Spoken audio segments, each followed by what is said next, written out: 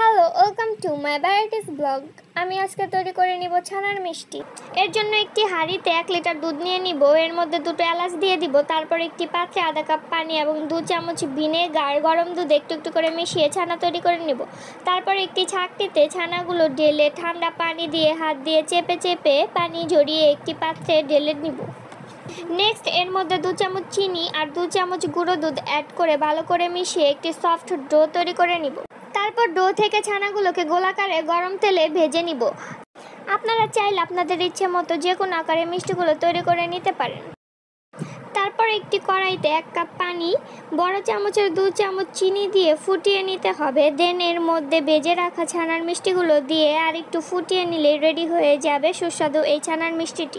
আপনারা বাড়িতে এটা অবশ্যই ট্রাই করে দেখবেন। আমরা টেস্ট করে দেখি এটি কেমন হয়েছে। আর আপনারা নেক্সট ভিডিওটি পেতে আমার চ্যানেলটি সাবস্ক্রাইব করুন।